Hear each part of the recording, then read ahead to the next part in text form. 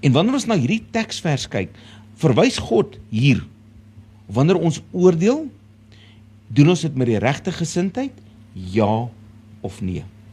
Absoluut. 100% en ek wil ook so vinnig net twee goeters noem terwyl ons daar op Matteus 7 bietjie stil staan.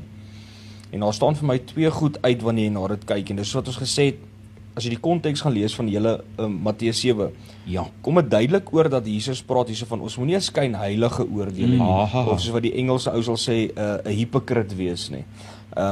Want jy sien, baie keer sal jy mense kry, kom ons gebruik sommer 'n Sondag, kom ons gebruik drank. Jy sal 'n ou kry, hy sal skelm by die huis drink.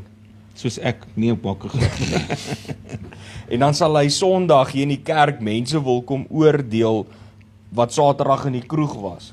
Verstaan jy? En hy staan self agter die deur. Jy kan nie dieselfde sonde hê en dan wil jy nou iemand anders gaan vertel, hoor hierso dit hoe jy lewe is verkeerd nie. En dit is waar dan hierdie ding nou kom van, haal eers die balk uit jou eie oog uit, voor Moenie jy skynheilig splinter wees nie. uit iemand anders se oog uit haal. Moenie skynheilig wees nie. Ja. En dan nou, as jy verder gaan, dan, dit sê vir my dan weer 'n ander ding, want as jy vers 5 lees van Matteus 7, dink is vers 5, dan sê hy, as jy die balk uit jou eie oog uitgehaal het, dan gaan jy beter kan sien om die splinter uit die ander persoon se oog uit te haal. So dit sê vir my, jy mag dit doen, maar sorg net eers dat jy nie skynheilig is wanneer jy dit doen nie. Absoluut. En dit kom dan nou vir my weer neer op 'n ander ding. En ons het dit al baie ook gesê, en ons het half bietjie laasweek ook daaroor gepraat, ons oor die tattoos gepraat het.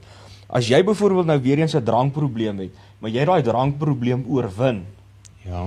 dan gaan jy kan beter sien om iemand anders te help met hulle probleem en hulle te help Ja. om daai probleem te oorwin.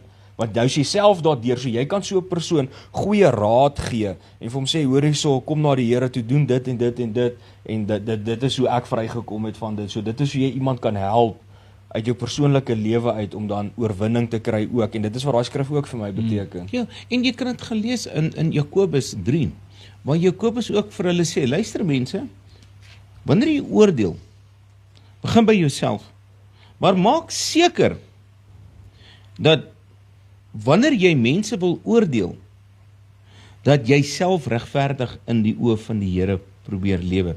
Dit help nie ek kom en ek wil iemand teregwys, soos jy sê met 'n drankprobleem, maar ek staan agter die deur.